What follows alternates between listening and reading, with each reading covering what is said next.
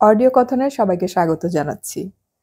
আজকে আমি চলে এসেছি আরও একটি নতুন উপন্যাস নিয়ে। উপন্যাসটি হচ্ছে শীর্ষেন্দু মুখোপাধ্যায়ের লেখা। উপন্যাসটির নাম হচ্ছে জাদুনল। উপন্যাসটি আমি কিছুদিন আগে পড়েছিলাম, আমার ভালো লেগেছে, তাই ভাবলাম আমার এই পাঠটা সবার সাথে শেয়ার করি। আশা করছি আপনাদের কাছেও ভালো লাগবে। আজকে আমি পড়ছি জাদুনল উপন্যাসটির প্রথম পর্ব।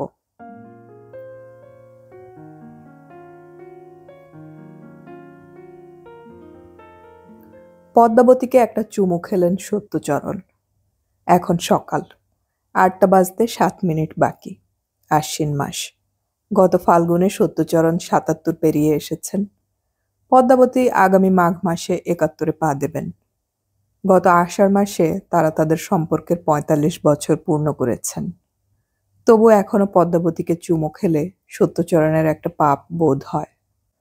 পদ্মাবতী অবশ্য কোনো আপত্তি করেন না। সত্যচরণ আরও এগোলেও আপত্তি করতেন না হয়তো, কিন্তু ভীতু সত্যচরণ আরও এগোতে আর সাহস পাননি। পূব দিকের দেয়ালে টাঙানো মস্ত এলইডি টিভিটার উপরেই অরুণাংশর বাঁধানো ছবিটা টাঙানো।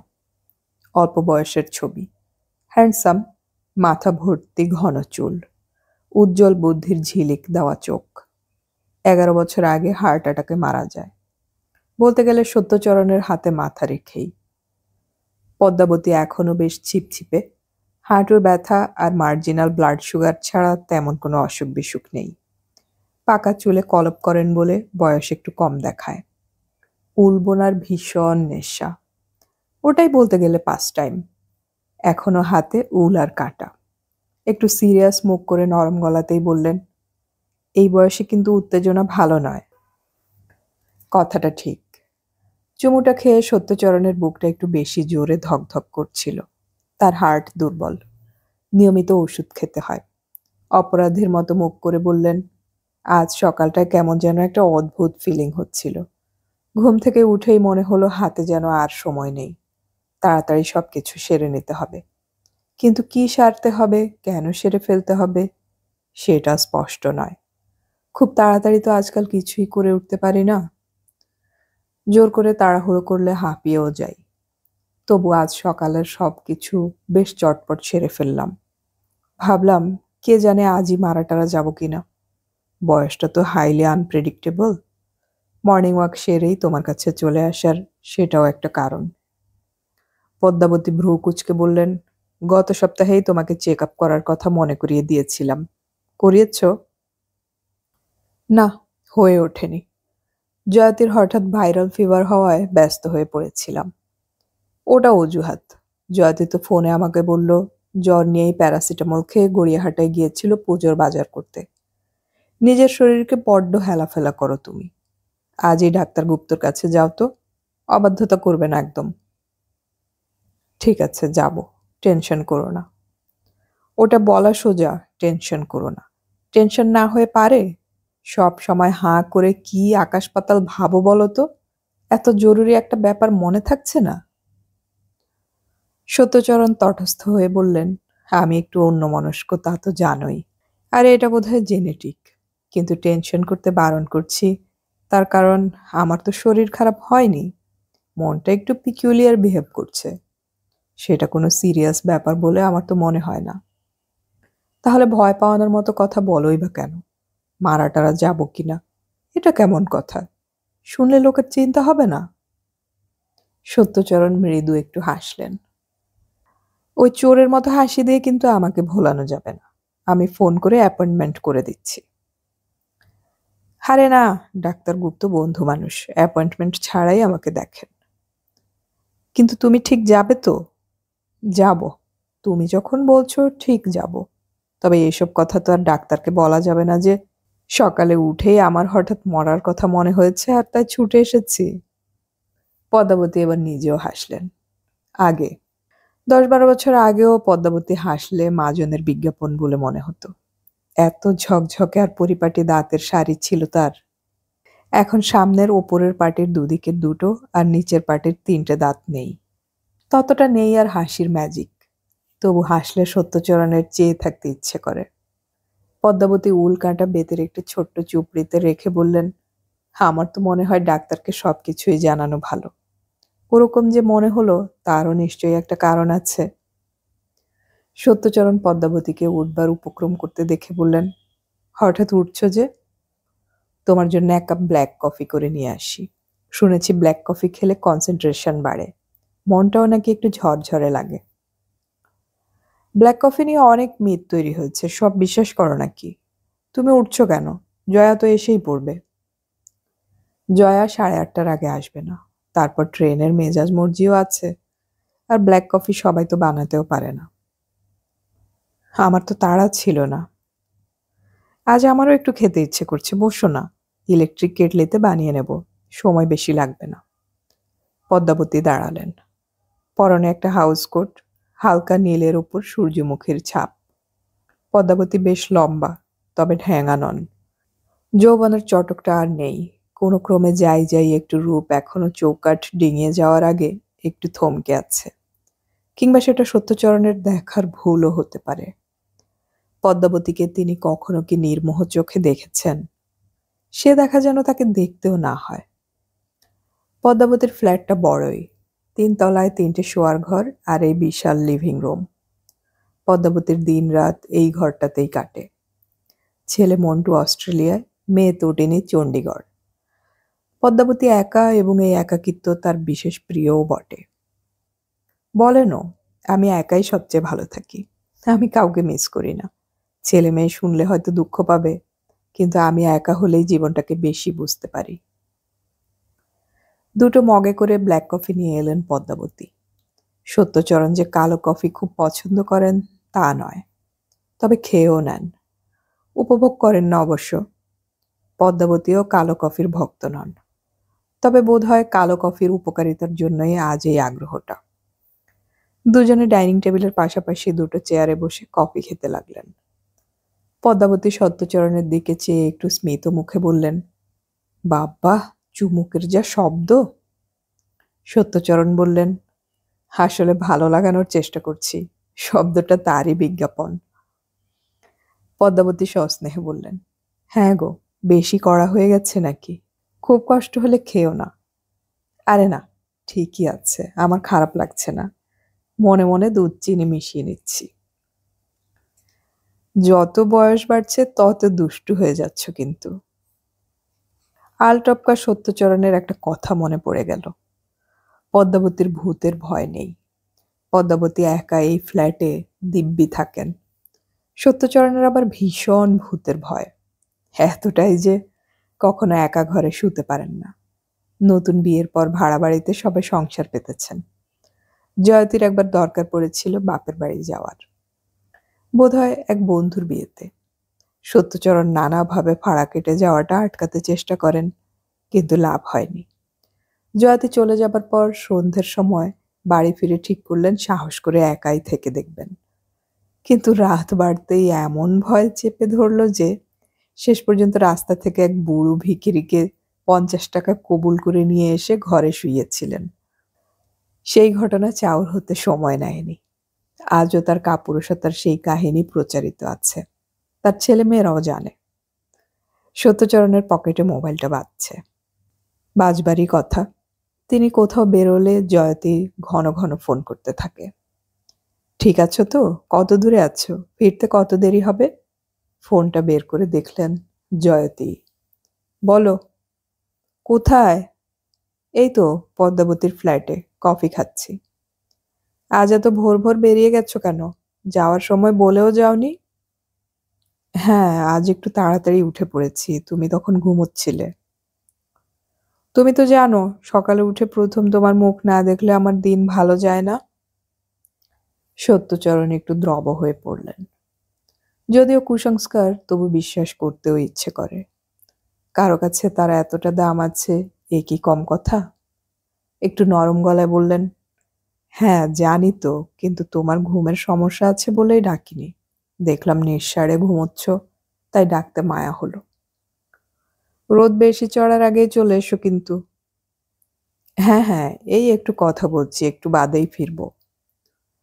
পদ্মাবতী ফের উল্কাটা হাতে নিয়েছেন। বুনতে বুনতেই বললেন, তোমার বউ কিন্তু তোমার জন্য খুব ভাবে। এত ভালোবাসা, তবু তোমার গাল ওঠে না কেন? কফিটা শেষ করলেন সত্যচরণ। মুখটা তেতো স্বাদে ভরে আছে। জিভের তিক্ততা নিয়েই বললেন, ওটা ভালোবাসা নয়, বাতিক। ভালোবাসা তবে কেমন হয় বলো তো? আমি তো জানি না। আমার ছেলে মেয়ের ধারণা আমি নাকি ওদের ভালোবাসি না। তার কারণ আমি ওদের কাছে যেতে চাই না। বুঝি না বাবা, ক্যানবেরা বা চণ্ডীগড়ে গিয়ে কেন ভালোবাসা দেখাতে হবে? দৌড়ঝাঁপ আমার কোনো দিনও ভালো লাগে না বলে আমি অরুণের সঙ্গেও কখনো বেড়াতে যাইনি। ফোন হচ্ছে, ভিডিও কল হচ্ছে, তবু টানাটানি করা চাই। কেনই বা যাও না? সারাক্ষণ ঘরে একা কি আনন্দ পাও তুমি, কে জানে। ভালোবাসা মানে তো সবসময় প্রক্সিমিটি নয়। যে জওয়ান ফ্রন্টে পড়ে আছে সে কি তার বউকে ভালোবাসে না? বেশি প্রক্সিমিটি বরং ভালোবাসাকে ফিকে করে দেয়। এই তোমার যেমন হয়েছে। বউ সবসময় কাছে থাকে, খোঁজ খবর নেয়, কিছু হলে হামলে পড়ে, আর তাইতেই সে জলভাত হয়ে গেছে। সত্যচরণ বিপন্ন মুখে বলেন, আরে অতটা কঠোর হইও না পদ্মাবতী। ভালোবাসা নেই তা বলছি না, তবে সেটা বুড়ো বয়সে ডেভেলপ করেছে, আর তাতে অনেক বাইবাতিকও এসে জুটেছে। ভালোবাসার মধ্যে অনেক কিছু থাকে, ওই বাইবাতিকও। দুশ্চিন্তা, দুর্ভাবনা, ইনসিকিউরিটি থেকে ওসব আসা স্বাভাবিক। দুনিয়ায় এমন ডাকাবুকো কেউ নেই যে ভালোবাসার পাত্রটির জন্য দুশ্চিন্তায় ভোগে না। সত্যচরণ একটু অবাক হয়ে বললেন, তোমারও বাইবাতিক আছে নাকি? এমন ভাবে বলছো যে মনে হচ্ছে তোমারও আছে। ফিক করে হেসে ফেললেন পদ্মাবতী। মুখে হাসিটা ধরে রেখেই বললেন, আছে বাপু, তবে সেসব শুনতে চেও না যেন। ছেলেপুলের মা হয়েছি না, তার খাজনা না দিয়ে উপায় কি বলো? হরুণাংশুর জন্য ছিল, আর সত্যি কথা বলতে হলে বলি, তোমার জন্যও আছে। ঠিক শিহরণ হলো না হয়তো, কিন্তু সকালটা আজ হঠাৎ আর একটু উজ্জ্বল হলো যেন সত্যচরণের চোখে। এইসব ছোটখাটো হঠাৎ পাওয়া পুরস্কারের জন্যই তো আরো কিছুদিন বাঁচতে ইচ্ছে করে। যে শ্বাসটা মোচন করলেন সত্যচরণ সেটা দীর্ঘশ্বাসই বটে, তবে তাতে কোনো হাহাকার নেই, বরং স্বস্তি আছে। অরুণাংশুর ছবির খানিকটা ওপরে একটা দেওয়াল ঘড়ি, সেদিকে তাকিয়ে সত্যচরণ বললেন, তোমার জয়া তো এখনো এলো না। আসবে। গাড়ির গোলমালে দেরি হয় মাঝে মাঝে, না এলেও ক্ষতি নেই, একা মানুষ, চলে যাবে। শুধু ঘরদোর ঝাটপাট দিতে পারি না, আর বাসনও মাজতে পারি না হাঁটুর জন্য। তাহলেই বা কি, বাসনের তো অভাব নেই। রান্নাবান্নারও ঝামেলা করতে হবে না, ফ্রিজে যা আছে গরম করে খেয়ে নেওয়া যাবে। জয়া তো শুনেছি তোমার কাছে 24 ঘন্টার লোক হিসেবে থাকতে চেয়েছে, রাজি হচ্ছ না কেন? পাগল হয়েছ? বর্ষার সময় একবার ট্রেন বন্ধ হওয়ায় বাধ্য হয়ে থাকতে দিয়েছিলাম। রাতে অস্বস্তিতে আমার ঘুমই হলো না। অস্বস্তিটা কেন বলো তো? চুরির ভয়? তাও নয়, মেয়েটা চোর নয় বোধ হয়, তবুও অস্বস্তি।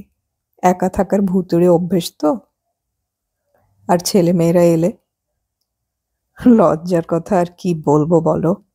সত্যি কথা বলতে গেলে ওরা এলেও অস্বস্তি হয়, তবে কম। আর নাতি নাতনিরা সব অস্বস্তি কাটিয়ে দেয়। ওদের কখনো আগন্তুক বলে মনেই হয় না। আমার ঠিক উল্টো। সঙ্গে জয়তী না থাকলে একা বিছানায় শুতেই পারবো না। সে তো জানি, তোমার তো ভূতের ভয়। আমার ভূতের ভয় নেই। কেন জানো? আমি নিজেই ভূত হয়ে গেছি বলে। হ্যাঁ গো, বউকে এখনো চুমুটুমু খাও তো? সত্যচরণ লাজুক হেসে বললেন, ওই প্রক্সিমিটি থেকে একটু আধটু ঘনিষ্ঠতা তো হতেই পারে, তবে জয়তীও তোমার মতোই বলে, এই বয়সে উত্তেজনা ভালো নয়। ডোরবেলের শব্দ হলো। পদ্মাবতী বললেন, ওই বোধহয় জয়া এলো। সত্যচরণ উঠলেন, বললেন, তোমাকে উঠতে হবে না, আমি জয়াকে দরজা খুলে দিয়ে চলে যাচ্ছি, নইলে জয়তী আবার ফোন করবে। পদ্মাবতী ভারী সুন্দর করে হেসে বললেন, এসো গিয়ে, আর ওসব মরা টরার কথা মাথা থেকে তাড়াও। বেঁচে না থাকলে কি আমাদের চলে বলো? একটুখানি তো জীবন, টুকুস টুকুস করে আরো অনেক বছর বেঁচে থাকো তো। আর আজ কিন্তু সন্ধেবেলা ডাক্তার গুপ্তর কাছে যাবে, মনে থাকবে তো? আমি ফোন করে মনে করিয়ে দেব। সত্যচরণ গম্ভীর হয়ে বললেন, মনে থাকবে, তবে তুমি ফোন করলে মন ভালো হয়ে যাবে। জয়া এক দীঘল চেহারার মেয়ে, লকলকে শরীর আর ভারী মিষ্টি মুখখানা। একটু গোল মতো, চোখ বড় বড়, নাকটা তেমন তীক্ষ্ণ নয় বটে, কিন্তু মুখের সঙ্গে মানিয়ে গেছে। পরনে দামি সালোয়ার কামিজ, হালকা নীল রঙের ওপর বহুবর্ণ সুতোর জ্যামিতিক নকশা, হাতে দামি স্মার্টফোন। সত্যচরণ শুনেছেন জয়া ফেসবুক করে, হোয়াটসঅ্যাপ করে, মেসেজ করে, ইমেল করতে পারে এবং পদ্মাবতীর ল্যাপটপে সে ভিডিও কলও সেট করে দেয়। আর তার একজন মোটরসাইকেলবাজ বয়ফ্রেন্ডও আছে। সেই প্রেমিকই তাকে রোজ স্টেশন থেকে নিয়ে এসে পদ্মাবতীর বাড়িতে পৌঁছে দেয়, আবার রাতের দিকে স্টেশনেও দিয়ে আসে। প্রেমিকটি চাকরি খুঁজছে এবং ভাড়ার বাসাও। দুটোই পেয়ে গেলে তাদের বিয়ে। তাকে দেখে ভারী খুশির হাসি হাসল জয়া।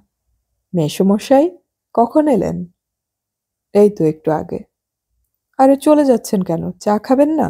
এক্ষুনি চা করবো তো। না রে, কফি খেয়েছি, আর নয়। কফি কি মাসিমা করলো? ও মা, আমার আজ দেরি হয়ে গেছে, একটু বসুন না। আজ আমি ভেজ মোমো বানাবো বলে সব গুছিয়ে রেখে গেছি। মাসিমার তো আজ একাদশী। আজ নয় রে, আরেকদিন হবে। তোর মাসিমা কি একাদশী করে নাকি? ও বাবা, করে না আবার? এবার আপনি অনেকদিন পরে এলেন কিন্তু। হ্যাঁ রে, সব সময় করে উঠতে পারি না। আপনি এলে মাসিমা কিন্তু খুব খুশি হয়। সত্যচরণ একটু হাসলেন। একটু এক্সারসাইজ হবে বলে সিঁড়ি দিয়ে নামতে লাগলেন। হঠাৎ থমকে দাঁড়ালেন তৃতীয় ধাপটায়। তাই তো, আজ একাদশী। আজ পদ্মাবতীকে চুমু খাওয়াটা কি কোনো না কোনোভাবে একটা অপরাধ হলো? একাদশীতে কি চুমু খাওয়া বারণ? এটা তো কাউকে জিজ্ঞেসও করা যাবে না। কিন্তু মনটা খুঁতখুত করতে লাগলো। বেশ অনেকটা জায়গা জুড়ে পদ্মাবতীদের হাউজিং কমপ্লেক্স। বেশ নিরাপদ। পাহারা টাহারা আছে যেমন থাকে। আর ভিতরেই আছে চক্রাকারে হাঁটার পথ। খুব ভোরে আর বিকেলে পদ্মাবতী কয়েকজন সমবয়সীর সঙ্গে এখানেই হাঁটাহাঁটি করেন। গল্পগাছা হয়। নিজেকে গুটিয়ে ছোট গণ্ডির মধ্যে বেঁধে ফেলেছেন পদ্মাবতী। কেন, সে রহস্য ভেদ করা যায়নি। লেক গার্ডেন্স থেকে ঢাকুরিয়া বেশ অনেকটাই দূর। তাই একবার ভাবলেন রিক্সা নেবেন কিনা। মনে হলো রোদের তেজ ততটা নেই। একটু হালকা মেঘ আছে, হাঁটতে খারাপ লাগবে না। পা বাড়িয়েছেন, এমন সময় প্রায় হাঁপাতে হাঁপাতে ছুটে এলো জয়া। মেসোমশাই, আপনার টুপি। মাসিমা বললেন ছুটে গিয়ে দিয়ে আয়, নইলে রোদ লাগবে। তাই তো, বড্ড ভুলভাল হয়ে যাচ্ছে যে। আলজাইমার্সের লক্ষণ নয় তো? একটা থ্যাংক ইউ বলে সাদা হ্যাটটা মাথায় চাপিয়ে নিলেন। তার সঙ্গে সঙ্গেই হাঁটছে একাদশী শব্দটা, আর হালকা একটু মন খারাপ। পাপ হয়ে গেল না তো? যারা সাহসী তারা এসব গায়েই মাখে না, আর তারাই জীবনটাকে ঢেড়ে মুষে ভোগ করে। মুশকিলেই তাদের মতো আধা মরালিস্টদের। আজ একাদশী, এটা না জানলে তারও অবশ্য কিছু হতো না।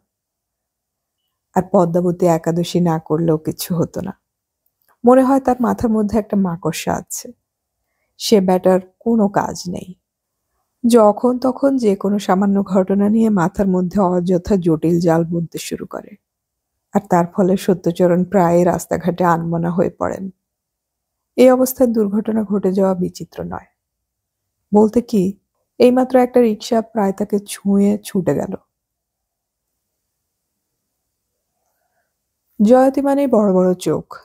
জয়তী মানেই গোলগাল পুতুল পুতুল, নরম সরম, আহ্লাদী মেয়ে মানুষ। জয়তী মানেই ভীষণ সধবা, শাখা পলা নোয়ায় সাজানো লক্ষ্মী বউ।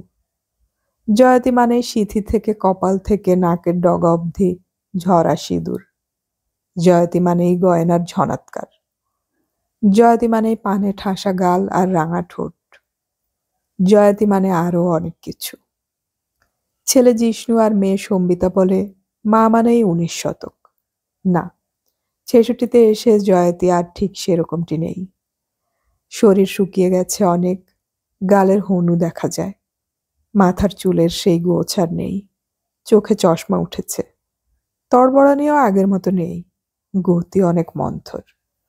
গয়না পরা ছেড়েই দিয়েছে, শুধু শাখা নোয়া আর দুগাছা করে সোনার চুড়ি। নাকের নাকছাবিটা অবশ্য আছে, বউয়ের সোনা ছোঁয়া শ্বাস নাকি তার স্বামীর পক্ষে মঙ্গলকারক। তা হবে। সত্যচরণ এসব নিয়ে প্রশ্ন তোলেন না। ভাবেন, আমি জানি বা কতটুকু। জিষ্ণু আর সম্বিতা দুজনেই আমেরিকায়। জিষ্ণু শিকাগো, সম্বিতা ফ্লোরিডায়। তিনি আর জয়তী 2 বার 4 মাস করে থেকে এসেছেন। সত্যচরণের আমেরিকা খারাপ লাগে না, কিন্তু বেশি দিন থাকলে মন পালাই পালাই করে। ফিরে আসার জন্য অস্থির হয়ে পড়েন। কিন্তু যার আমেরিকা বেশি অপছন্দ হওয়ার কথা, সেই জয়তী সে দেশটাকে প্রায় ঘর বাড়ি বানিয়ে ফেলেছিল। এমনকি এ কথাও প্রায়ই বলতো, এখানেই বেশ থেকে যাই না গো, কত সুবিধে বলো, পান খয়ের পোস্ত ইলিশ সবই তো পাওয়া যায়। আরেকটা ছেলে আছে সত্যচরণের, বায়োলজিক্যাল নয় অবশ্য, তবু সে ছেলেই। রজত, রজত সিং। 17-18 বছর আগেও তার একটা অর্ডার সাপ্লাইয়ের ব্যবসা ছিল, মেডিকেল ইকুইপমেন্টস। তার পার্টনার ছিল ধরম সিং, বিহারের। 17 বছর আগে যখন হঠাৎ স্ট্রোকে বিপত্নিক ধরম মারা যায়, তখন রজতের বয়স 6 বছর। দেশ গায়ে খোঁজ করেও ধর্মের বাড়ির কারো হদিশ পাওয়া গেল না। কোনো আত্মীয় স্বজনও এলো না ধর্মের পাওনাগণ্ডা বুঝে নিতে। আক্ষরিক অর্থেই তখন রজত এক অনাথ বালক। তাকে অনাথ আশ্রমে পাঠানোর তোড়জোড়ি চলছিল। গড়িয়ায় ধরমের ছোট ভাড়াটে বাসায় এক বেবি সিটারের কাছে ছিল রজত। বাবাকে খুব খুঁজত, কাঁদত। কেউ গেলেই জড়িয়ে ধরে বলতো, আমাকে বাবার কাছে নিয়ে যাবে? একদিন তিনি গেলে তাকেও জড়িয়ে ধরে বলেছিল, আমাকে বাবার কাছে নিয়ে চলো না, বাবা কেন আসছে না এখনো? সত্যচরণ নিজেও হাউ হাউ করে কেঁদে ফেলেছিলেন সেদিন। আর সেদিনই মনস্থির করেছিলেন বাচ্চাটাকে নিজের বাড়িতে নিয়ে আসবেন। যা হবার হবে। একে তিনি ছেলের মতোই মানুষ করবেন। কাজটা সহজ ছিল না। পুলিশের ঝামেলা ছিল, জয়তীও খুশি হয়নি। তবে জিষ্ণু আর সম্বিতা একটা গোপাল গোপাল বাচ্চাকে পেয়ে খুব খুশি। জয়তী আঁশটে মুখ করে বলতো, এত গ্যাদর বাচ্চা, খাইয়ে দিতে হবে, চান করিয়ে দিতে হবে, দাঁত মাজাতে হবে, হাগলে ছুঁচিয়ে দিতে হবে। কে করবে এত সব? রাতে শোবেই বা কার কাছে? সমস্যা ছিলই, কিন্তু সত্যচরণ ধরমের ছেলেকে ফেলেও দিতে পারেন না। পুরনো বেবি সিটারকে ধরে আনা হলো, কিন্তু মেয়েটি রাতে থাকতে রাজি নয়। রাতে তাহলে রজত থাকবে কার কাছে? জয়তী তাকে কিছুতেই নিজের বিছানায় অ্যালাউ করবেন না। সম্বিতা বলল, আমার কাছে থাকুক, তবে রাতে পটি টটি করলে আমি কিছু করতে পারবো না। তখন সত্যচরণ বলল, কাউকে দরকার নেই, আমি আলাদা বিছানায় ওকে নিয়ে শোবো। সবে বাবাকে হারিয়েছে, ওর এখন বাবার দরকার। টানা 3 বছর একই ঘরে জয়তী এক বিছানায় আর রজতকে নিয়ে আলাদা বিছানায় সত্যচরণ শুয়েছেন। পটি পরিষ্কার করিয়েছেন, ছুঁচিয়ে দিয়েছেন, দাঁত মাজিয়েছেন, যেমনটা তিনি নিজের ছেলে মেয়ের জন্যও করেননি। বাচ্চাদের স্মৃতিশক্তি দুর্বল। নিজের বাবাকে ভুলে সত্যচরণকে আঁকড়ে ধরতে রজতের বেশি সময় লাগেনি। তাই প্রথম 3 মাসের পর বেবি সিটারকেও বিদায় দিয়েছিলেন সত্যচরণ। বলতে গেলে রজত তার হাতেই মানুষ। একটা বাংলা স্কুলে তাকে ভর্তি করিয়ে দেয়া হয়েছিল। মেধাবী ছাত্র সে ছিল না, তবে পাশ করে যেত। খুব দুষ্টুও ছিল না, একটু ভালো মানুষ গোছের। হাসি মুখে সবার ফাই ফরমায়েশ খাটত, যেটা সত্যচরণ একদম পছন্দ করতেন না। কিন্তু রজতের হয়ে কিছু বলতে গেলে ঝামড়ে উঠত জয়তী। কোন কুটুমটা শুনি যে বসে বসে খাওয়াতে হবে? কাজ করতে কি গতর ক্ষয়ে যাবে নাকি? আমরা কি কাজ করি না? রজতের বয়স যখন বছর 10, তখন একদিন রাতে ফিরে সত্যচরণ দেখলেন রজত রান্নাঘরের পাশে বাসন মাজার জায়গায় বসে খুব মন দিয়ে বাসন মাজছে। সত্যচরণ অবাক হয়ে বললেন, এ কি, ও বাসন মাজছে কেন? জয়তী ঠান্ডা গলায় বললেন, আজ ঝুমা আসেনি, তাই কখানা বাসন একটু ধুয়ে দিচ্ছে। সত্যচরণ বুঝলেন রজত এক অবধারিত পরিণামের দিকে চলেছে। কিছুদিনের মধ্যে ও হয়ে যাবে বাড়ির চাকর। সত্যচরণ কোনো প্রতিবাদ করলেন না, শুধু সোজা গিয়ে রজতের পাশেই বসে পড়লেন। বললেন, আয়, আজ বাপ বেটায় মিলে বাসনগুলো মেজে ফেলি। রজতের কোনো আপত্তিই শুনলেন না। বললেন, তুই যদি মাজতে পারিস তাহলে আমিও পারি। জয়াতি খুব চেঁচামেচি জুড়েছিলেন সেদিন। জিষ্ণু আর সম্বিতাও এসে বাবাকে টানাটানি করে তোলার চেষ্টা করেছিল, নিজেরাও মাজতে চেয়েছিল, কিন্তু সত্যচরণ নড়েননি। তখনই তার শার্টের উপর বয়স। পরে জয়াতি ছলছলে চোখে এসে বলল, তুমি আমার এঁটো বাসন ধুয়েছ, আমার তো পাপ হয়ে গেল, এখন কি হবে? সত্যচরণ বললেন, যদি পাপ বলে বুঝে থাকো তাহলে প্রায়শ্চিত্ত করো, রজতের প্রতি তোমার মনোভাব পাল্টাও। জয়াতির তবু খুব একটা পরিবর্তন হলো না, আর চাকরের কাজ করাতো না বটে, কিন্তু নানাভাবে রজতকে বুঝিয়ে দিত যে সে এই বাড়ির কেউ নয়। একদিন শুনলেন কাজের মেয়ে ঝুমা রজতের এঁটো বাসন মাজতে চাইছে না। বলেছে, ওর বাসন আমি মাজবো কেন? ওর বাসন তো ওরই মাজবার কথা। এ বাড়িতে আমিও যা, ও তা। সত্যচরণ ঝুমাকে ডেকে পরদিন বললেন, রজতের বাসন মাজবার জন্য তোকে আরো 50 টাকা বেশি দেব। কথাটা যেন রজত বা জয়তীর কানে না যায়। ঝুমা আর আপত্তি করেনি। প্রথমে জিষ্ণু হায়ার স্টাডিজের জন্য, আর 3 বছরের মাথায় এক অতি সুপাত্রের সঙ্গে বিয়ের সূত্রে সম্বিতাও আমেরিকা চলে গেলে বাড়িটা যেন মুখ আর বধির হয়ে গেল হঠাৎ। সারা বাড়ি হাঁ হাঁ করছে, আর যেমন একটু অচেনাও লাগছে বাড়িটাকে। দিনের বেলাটা হতো না, কিন্তু রাতের খাবারটা ছেলে মেয়েদেরকে নিয়ে একসঙ্গেই খেতেন সত্যচরণ। এখন শুধু রজত আর তিনি। খাওয়াটা আজকাল খুব তাড়াতাড়ি হয়ে যায়। ওই খাওয়ার টেবিলেই একদিন হঠাৎ জয়তীর মুখ খুব থমথমে। খাওয়া যখন প্রায় শেষ হয়ে এসেছে তখন জয়তী হঠাৎ রজতের দিকে চেয়ে গম্ভীর গলায় বলল, পবন কুমার সিং তোর কে হয় রে রাজু? রাজু অর্থাৎ রজত একটু থতমত খেয়ে অবাক হয়ে বলে, কে পবন কুমার সিং? সেটা তো তুই বলবি। আজ দুপুরবেলা এসেছিল, লম্বা চওড়া চেহারা, বলল সে ধরমের চাচাতো ভাই, তোর চাচা। তুই নাকি তাকে একটা চিঠি লিখেছিস দেশে যাবি বলে, সত্যি নাকি? রজতের তখন 14-15 বছর বয়স। হঠাৎ করে বয়সের টানে বেশ লম্বা হয়ে উঠেছে। গোঁফের অস্পষ্ট রেখাও দেখা দিয়েছে সবে। মাথাটা নিচু করে রইল কিছুক্ষণ, তারপর মুখ তুলে খুব ভয় খাওয়া গলায় বলল, হ্যাঁ। তোর 3 কুলে কেউ আছে বলে তো জানতাম না, হঠাৎ এই চাচাই বা এলো কোথা থেকে? রজত ঘাবড়ে গিয়ে জল খেতে লাগলো, বিষমও খেলো। তারপর মাথা নিচু করে খুব ভয়ে ভয়ে বলে, এই চাচাজির কথা বাবার মুখে শুনেছিলাম। সত্যচরণের মাথাটা গরম হয়ে উঠছিল, কিন্তু তিনি নিজেকে সামলাচ্ছিলেন। এ বাড়িতে রজতের বন্ধন তো একমাত্র তিনি। জয়াতি কোনোদিন রজতকে পছন্দ করেনি, সুতরাং ওর যদি এ বাড়ি ছেড়ে চলে যাওয়ার ইচ্ছে হয় তাহলে সেটা অন্যায় বলা যায় না। জয়াতি ঝামড়ে উঠে বলল, কোথাকার লতায় পাতায় সম্পর্ক, জানা নেই শোনা নেই, হঠাৎ তাকে চিঠি দিয়ে একেবারে দেশে ফিরে যাওয়ার ব্যবস্থা করে ফেললি? দেশে তোর কোন জমিদারে আছে রে নিমকহারাম? বেঈমান! এতকাল দুধ কলা দিয়ে কালসাপ পুষলুম। এমনিতে রজতের কোনো ভাবাবেগ দেখা যায় না, কথা খুব কম, কিন্তু এই প্রথম জয়াতির কথায় ও প্রথমে হতভম্ব হলো। তারপর চোখ দুটো হঠাৎ জলে টসটস করতে লাগলো। দাঁত দিয়ে নিচের ঠোঁট চেপে কিছুক্ষণ নিজেকে সামাল দিল সে। তারপর ধরা গলায় বলল, কি করব বলো তো মা? আমি তো বুঝতে পারি এ বাড়ি আমার নয়। স্কুলের বন্ধুরা বলে, তুই তো বিহারি, তোকে তো ওরা একদিন তাড়িয়েই দেবে। ঝুমা আমাকে বলে, ও আমার এঁটো বাসন মাজতে ঘেন্না পায়, বাবা বেশি টাকা দেয় বলে মাজে। আমার জন্য তোমারও তো কত অসুবিধে হয় আমি জানি। আমি কি করব বুঝতে না পেরে অনেকদিন আগে আন্দাজে গায়ের ঠিকানায় একটা চিঠি লিখেছিলাম। দেশ ছাড়া আমার তো আর যাওয়ার জায়গা নেই। রাগের চোটে হঠাৎ গলা চৌদনে উঠে গেল জয়তীর। কেন লিখেছিলি রে বদমাস? আমাকে জব্দ করতে? রজত একটু মিনমিন করে বলে, না মা, তোমাকে জব্দ করব কেন? আমাকে তো একদিন চলেই যেতে হবে। জয়তীর গলা আরো চড়ে গেল। রাগে ফেটে পড়ে বলল, কেন চলে যেতে হবে রে শয়তান?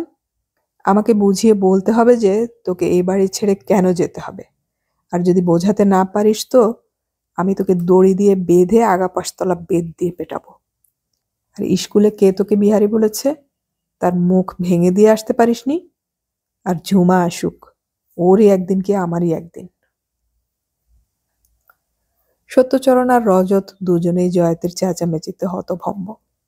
আচরণটা ঠিক বোধগম্য হচ্ছিল না কারোই। জয়াতি এবার হঠাৎ সত্যচরণের দিকে চেয়ে ধমকের গলায় বলল, তোমার গলায় কি ময়দার গোলা আটকে আছে? বাক্কি হরে গেছে কেন? উঠে এসে এই বেয়াদব ছেলেকে থাপ্পড় মারতে পারছো না? ওর এত বড় সাহস যে গৃহত্যাগ করতে চায়। দেশে যাবে, বুঝলে? দেশে যাবে। ওর কোন আপনজন সেখানে ঠ্যাং ছড়িয়ে ওর জন্য বসে আছে বলবে আমাকে? ওর কত বড় সাহস আমার মুখের ওপর বলে দিতে পারলো যে এই বাড়ি ওর নয়। সত্যচরণ মৃদু হেসে বললেন, সেটা তো মিথ্যে নয়। এ বাড়ি ছাড়া আর ওর কোন বাড়ি আছে শুনি? এই তুমিই লাই দিয়ে ওকে মাথায় তুলেছ, কখনো শাসন করনি, তাই ওর আজ এত সাহস। কথাটা মাথায় ঢুকলই না সত্যচরণের। তিনি অবাক হয়ে বললেন, আমি আবার কি করলাম? তোমার প্রশ্রয়ে আজ ও বাড়ি ছেড়ে চলে যাওয়ার কথা বলতে পারল। এরপর তাকে আর রজতকে হতচকিত করে দিয়ে হাউ হাউ করে কান্নায় ভেঙে পড়ল জয়তী। মাঝে মধ্যে নানা ছোটখাটো কারণে কাঁদে বটে, কিন্তু তার এরকম আলুথালু কান্না সত্যচরণ কখনো দেখেননি। ডাইনিং টেবিলের উপর উপুড় হয়ে পড়ে ফুলে ফুলে ফুপিয়ে ফুপিয়ে সে যেন কান্নার বান। রজত সোজা সরল ছেলে, ভ্যাবাচাকা খেয়ে সত্যচরণের দিকে অসহায় চোখে চেয়ে বলে, মা আমার উপর খুব রেগে গেছে বাবা। সত্যচরণ মৃদু হেসে বললেন, এখন মায়ের কাছটিতে চুপ করে বসে থাক, নড়িস না। রজত বাধ্য ছেলে বসে রইল। কান্না এক সময় থামল, তারপর অনেকক্ষণ চুপচাপ। এক সময় জয়তী হঠাৎ রাগের গলায় বলল, আমার কাছে বসে আছিস কেন? শুতে যা না। তুমি খাবে না? আমার খাওয়া নিয়ে তোকে ভাবতে হবে না। তুই আমার কে? এসব কথার জবাব দেওয়ার মতো বুদ্ধি রজতের নেই। সে তেমন চোখা চালাক ছেলেও নয়। খুব বিষণ্ণ গলায় বলল, আমি তো তোমাকে তাই বললাম মা, আমি তো তোমাদের কেউ হই না, সেই জন্যই দেশে চলে যেতে চেয়েছিলাম। তো কিছু দোষ করেছি কি? জয়তী ফের ফুঁসে উঠল, দোষ করিসনি? আবার মুখে মুখে কথা বলছিস? এইটুকু বয়স থেকে এ বাড়িতে আছিস, তোর মায়া দয়া নেই? দেশের বাড়িতে তোর কে আছে শুনি? আর তোর ওই কাকা, সে কেমন লোক তুই কি জানিস? তোকে নিয়ে গিয়ে যে বিক্রি করে দেবে না তারই বা ঠিক কি? রজত অবাক হয়ে বলে, বিক্রি করে দেবে? বিক্রি করবে কেন? ফের মুখে মুখে কথা। কত ছোট ছেলেকে বিক্রি করে দেয়া হচ্ছে জানিস? পবন চাচাকে যে আমি চিনি, আমাদের গড়িয়ার বাসায় একবার এসে কয়েকদিন ছিল। এখন কাকা খুব আপনজন হয়েছে না? আমরা ভেসে গেছি বুঝি? তা কেন হবে? কিন্তু আমি তাহলে কোথায় যাব? জয়তী এবার গনগনে চোখে চেয়ে বললেন, যাওয়ার নাম করলে আমি তো ঠ্যাং ভেঙে দেব। সোজা সরল হলেও রজত বোধ হয় একটু একটু করে বুঝতে পারছিল এটা জয়তীর রাগ নয়। রাগ তো ঠিক এরকম হয় না। সে একটু চুপ করে থেকে বলল, আমি তাহলে কি করব বলো? কোত্থাও যেতে পারবি না, আমার কাছে থাকবি। রজত একটু গুম হয়ে রইল। জয়তী ডান হাতটা বাড়িয়ে বলল, আমাকে ছুঁয়ে বল, নইলে কিন্তু আমি উপোস করে থাকব। রজতের চোখ ছলছল করছিল। বাড়ানো হাতটা দুহাতে ধরে বলল, আমি যাব না মা, তুমি এখন খাও। সেই ছেলে এখন 6 ফুটের উপর লম্বা, মজবুত গড়ন, তেমন চোখা চালাক বা স্মার্ট নয়, ধীর স্থির, ভালো মানুষ গোছের। লেখাপড়ায় তেমন ভালো কিছু নয়, পাস কোর্সে বিকম পাশ করে বসে আছে। তবে সে এখন সত্যচরণ আর জয়তীর প্রেশার মাপতে পারে, গ্লুকোমিটারে ব্লাড সুগারের হিসেব নেয়, জয়তীর অক্সিজেন কমা বাড়ার দিকে খেয়াল রাখে অক্সিমিটারে। রাজু ছাড়া জয়তীর এক মুহূর্তও চলে না। বয়সের হিসেব করলে রজত তাদের ছেলের বয়সী নয়, নাতির বয়সী। দুনিয়ায় কত রকমের সম্পর্ক যে রচিত হয়ে যায় তার কোনো মাথা মুন্ডু নেই। রজতের পরিচয় দিতে হলে জয়তী এখন নির্দ্বিধায় লোককে বলে, এই তো আমার ছোট ছেলে রাজু। সব শালা ডিসপোজেবল বডি নিয়ে ঘুরে বেড়াচ্ছে, তবু রংবাজ কেউ কম নয়। আর একটু হলে বুলটন খুনটা করেই ফেলেছিল। তার ভিকটিম একেবারে অন্তিম সময়ে একটা প্যাঁচ মেরে বেরিয়ে গেল। তার ছোট্ট কালার টিভিটা যে নড়বড়ে টেবিলটার উপর রাখা, তার আড়াল থেকে একবার যেন মুখটা বের করে বাঁ চোখটা টিপে তাকে টন্ট করেও গেল মনে হয়। তবে সেটা চোখের বা মনের ভুলও হতে পারে।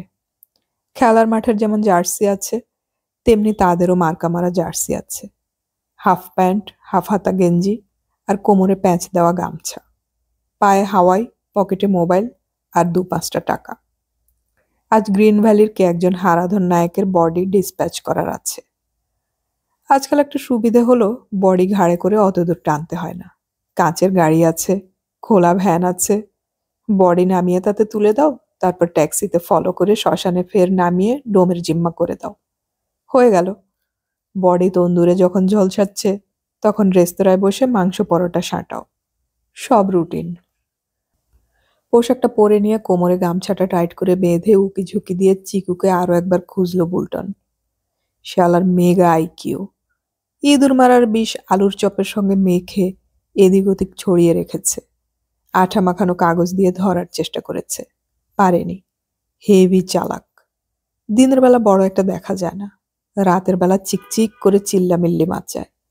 সেজন্যই বুলটন নাম দিয়েছে চিকু। এখন এই একটাই আছে। বুলটন বিড়বিড় করে বলল, তুই তো আর অমর নয়, মরবি, একদিন মরবি। আজ কাপড় কাচার মুগুরটা অব্যর্থ হাঁকড়ে ছিল বুলটন। শালা কি করে পিছলে মারাদোনার মতো বেরিয়ে গেল কে জানে। বান্টিদা বলেছে এখন কিছুদিন সোশ্যাল ওয়ার্ক করে যা, তারপর পলিটিক্যাল কাজে নামবি।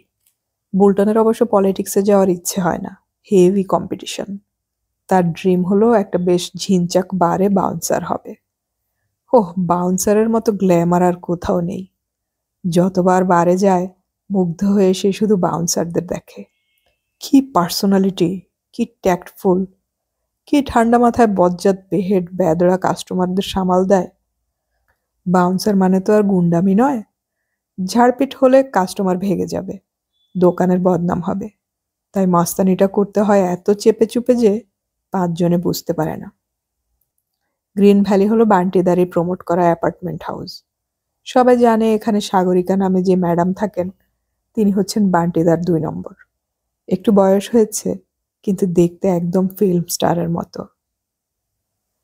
কাচে ঢাকা গাড়ি এসে গেছে। সুখেন, রজত আর গুড্ডু গাড়ির কাছেই দাঁড়ানো। তাকে দেখে সুখেন বলে, বডি 3 তলা থেকে নামাতে হবে বুঝলি, লিফট খারাপ। হারাধন নায়ক লোকটা কেড়ে, হিস্ট্রি মে মিস্ট্রি হ্যায় দোস্ত। 2 মাস আগে বউ আর মেয়েকে নিয়ে এসে কমল জানার ফ্ল্যাটে উঠেছিল। শোনা যাচ্ছে বউটা ওর নয়, ভাগানো। মেয়েটাও। ওসব বান্টিদা বুঝবে, আমাদের কি। লম্বু হলো মৌনী বাবা, কথাই কয় না, শুধু মিটিমিটি হাসে। এখন অবশ্য মুখে হাসি নেই, ভ্রু কুচকে ঘাড় উঁচু করে বিল্ডিংটা দেখছিল। যে কোনো কারণেই হোক, রাজুকে সবাই পছন্দ করে, বোল্টন নিজেও। রাজুর 2টো প্লাস পয়েন্ট, হাইট আর পেটাই শরীর। কিন্তু সবাই জানে রাজু জেন্টল জায়ান্ট রাজু, একজন স্লো থিঙ্কার। ওর রিফ্লেক্স কম, কোনো অ্যাগ্রেশন নেই, বলিয়ে কইয়ে তো নয়। পাশে দাঁড়িয়ে বুলটন বলে, কি দেখছিস? রাজু ঘাড় ঘুরিয়ে বুলটনকে দেখে নিয়ে বলে, কিছু নয়, এত বড় প্যাঁচা দেখা যায় না। প্যাঁচা? কোথায় প্যাঁচা? ওই তো 3 তলার ওই ফ্ল্যাটটার বাথরুমের জানালায় বসে আছে। বুলটনের চোখ ভালো, তবু প্রথমটায় কিছুই দেখতে পেল না। অনেকক্ষণ ঠাহর করার পর ধূসর রঙের পাখিটাকে দেখতে পেল বটে। দেয়ালের রঙের সঙ্গে মিশে গিয়েছিল বলে বোঝা যাচ্ছিল না। ওটা কার ফ্ল্যাট জানিস? প্যাঁচা নাকি খুব পয়া, লোকটার বরাত খুলে গেল হয়তো। রাজু একটু হাসল, বলল, ওটাই কমল জানার ফ্ল্যাট। যাস শালা, তাহলে তো উল্টো কেস হয়ে গেল। ওটা বাথরুম কি করে বুঝলি? আগে এসেছিস? মাথা নেড়ে রাজু বলে, না তো, অন্য জানালাগুলো চেয়ে দেখ, ওই জানালাটা ছোট, তাই মনে হলো। পাখিটা রেয়ার, এখনো দিনের আলো আছে, অন্ধকার না হলে পাখিটা উড়েও যেতে পারবে না। গুড্ডু বান্টিদার খুব ক্লোজড, ফোনটা ওর কাছেই এলো। গুড্ডু ফোনটা পকেটে রেখে বলল, চল, বান্টিদা ডাকছে, মালটা নামাতে হবে, স্ট্রেচারটা নিয়ে নে। তিনতলায় ফ্ল্যাটে ঢুকতেই বড় ডাইনিং কাম ড্রয়িং, সোফা সেট আছে যেমন থাকে। বান্টিদা সিঙ্গেল সোফাটায় বসে আছে। মোটা মানুষ, থলথলে হাঁসফাঁস চেহারা, মাথায় ঘেঁষ চুল, ঘন ভ্রু। ঘরে আর কেউ নেই। বান্টিদা হাঁফ ধরা গলায় বলে, ওই বাঁ দিকের বেডরুমে আছে। ছোট মতো বেডরুমে ডাবল খাটে যে লোকটা চিৎপাত হয়ে পড়ে আছে, সেও বেশ মোটাসোটা, পরনে সবুজ চেক লুঙ্গি, গায়ে একটা ময়লা গেঞ্জি। মারা গেলে বাড়ির লোক একটু সাজিয়ে টাজিয়ে দেয়, সেটাই নিয়ম। হারাধনকে কেউ সাজায়নি, সেন্ট মাখায়নি, ফুল টুলও নেই। একা ঘরে পড়ে আছে গাড়লের মতো। সুখেন চাপা গলায় বলে, আরে একটা দিন তো মানুষের একটু ভিআইপি ট্রিটমেন্ট জোটার কথা। হারুবাবুর তো শালা সেটাও জোটেনি দেখছি। তারা চটপট বডি নামিয়ে সামনের ঘরে এনে মেঝের ওপর রাখলো। গুড্ডুই বান্টিদাকে জিজ্ঞেস করলো, বাড়ির লোক কে যাবে বান্টিদা? বুলটন লোকটাকে দেখছিল। ভিড়ের লোক, এত অর্ডিনারি চেহারা যে একবার দেখলে মনে রাখা মুশকিল। যেমন ভিড়ে দেখা মুখ, একটু মোটা নাক, পুরু ঠোঁট, ছোট ছোট চোখ, গায়ের রং মাঝারি, হাইটও মাঝারি। কিছুই ইমপ্রেস করার মতো ছিল না হারাধন নায়কের। বয়স 50-50। অন্য বেডরুমটা থেকে এক মহিলা ঘরে ঢুকলেন। হাতে একগোছা 500 টাকার নোট, রোগা ফর্সা লম্বাটে মুখ, বেশ মিষ্টি চেহারা। টাকাগুলো গুড্ডুর দিকে বাড়িয়ে ধরে বললেন, কিছু মনে করো না, আমার শরীর খুব খারাপ। বাড়িতে আর কেউ নেই যে শ্মশানে যাবে। যা করার তোমরাই করবে। এই টাকাগুলো রাখো, এতেই হয়ে যাবে বোধহয়। বুলটনের আন্দাজ কমসে কম 20-25 হাজার তো হবেই। টাকাগুলো বোধহয় গুনে আনেনি, তাহলে পরিমাণটা মুখে বলে দিত। গুড্ডু একবার বান্টিদার মুখের দিকে চাইলো, আর বান্টিদা মাথা একটু নাড়া দিলেন। গুড্ডু টাকাগুলো হাফ প্যান্টের পকেটে ঢুকিয়ে ফেলল। বলল, ঠিক আছে ম্যাডাম, কিন্তু মুখাগ্নিটা কে করবে? ওসব রিচুয়ালস আমরা মানি না, জাস্ট ক্রিমেট হিম। ডেথ সার্টিফিকেটটা লাগবে ম্যাডাম। বান্টিদা তার বুক পকেট থেকে একখানা ভাঁজ করা কাগজ বের করে গুড্ডুর দিকে বাড়িয়ে বললেন, এই নে, আমার কাছে আছে। আর শোন, আসার সময় ওটার 10-12টা জেরক্স করে আনিস, লাগবে। ঠিক আছে। কিছুই ঠিক আছে বলে মনে হচ্ছিল না বুলটনের। ডেড বডি আনঅ্যাটেন্ডেন্ট হয়ে পড়ে আছে, নো সাজুগুজু, নো নাথিং। কান্নাকাটি বড় একটা হয় না আজকাল, কিন্তু এরা যেন হারাধনকে তাড়াতে পারলে বাঁচে। আঠা যে ছিল না তা বোঝাই যাচ্ছে। বেচারা হারাধন। বুলটন হঠাৎ ভদ্রমহিলার দিকে চেয়েই বলে ফেলল, একটা সাদা চাদর টাদর হবে, তাহলে বডি ঢেকে নেওয়া যেত।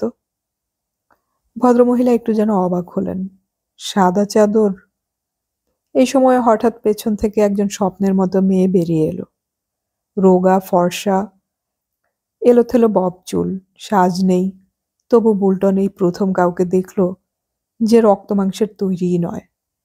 কি ম্যাটেরিয়াল দিয়ে তৈরি তা বোঝা যাচ্ছে না।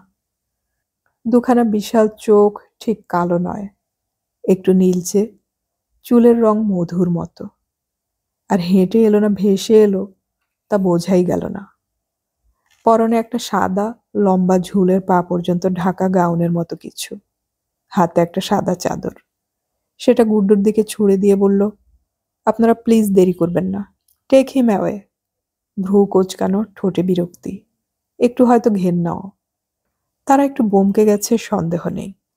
গুড্ডু চাদরটা ক্যাচ করে নিয়ে বলল, হ্যাঁ হ্যাঁ, এই যাচ্ছি। মেয়েটা ফের বলল, প্লিজ। তারপর ঠিক চলন্ত একটা মোমবাতির মতোই আবার ভাসন্ত পায়ে ঘরের ভেতর চলে গেল। বডি নিচে নামিয়ে কাচের গাড়িতে তুলে দিল তারা। শেষ মুহূর্তে হারাধনের একটা সাদা চাদর অন্তত জুটেছে।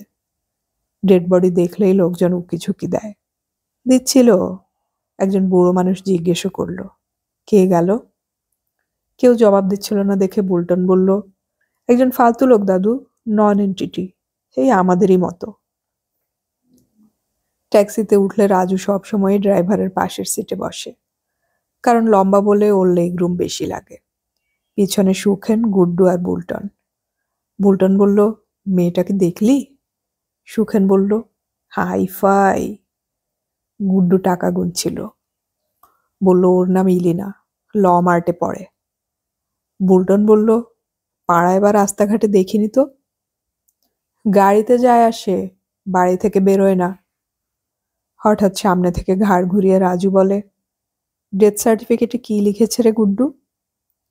গুড্ডু বলে, দেখার সময় পেয়েছি নাকি, দেখে বলছি দাঁড়া। পকেট থেকে কাগজটা বের করে চোখ বুলিয়ে বলল, cardiac arrest due to massive convulsion. কে জানে কি? জিজ্ঞেস করলি কেন? এমনি। রাজু আর কথা বলল না। গুড্ডু বলল, 32,000 আছে। এত দিল কেন বলতো?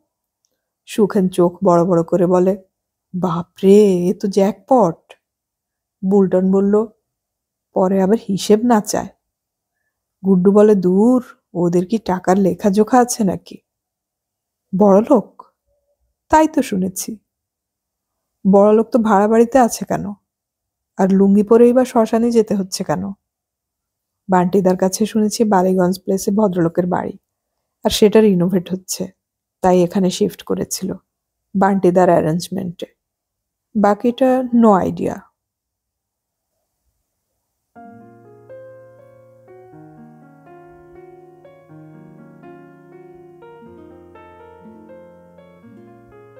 এতক্ষণ আমি পড়ে শুনলাম শীর্ষেন্দু মুখোপাধ্যায়ের লেখা উপন্যাস জাদুনল এর প্রথম পর্ব। উপন্যাসটির বাকি পর্বগুলো আমরা খুব শীঘ্রই আপলোড করার চেষ্টা করব। শোনার আমন্ত্রণ রইল। অডিও কথনে আমাদের গল্প পাঠ ভালো লাগলে চ্যানেলটি সাবস্ক্রাইব করে রাখুন এবং বন্ধুদেরকে শেয়ার করুন। আমাদের গল্প পাঠ আপনাদের কেমন লাগছে তা কমেন্টে জানালে অবশ্যই খুশি হব। গল্প পড়ি, গল্প শুনি, বাংলা গল্প ছড়িয়ে পড়ুক সবখানে।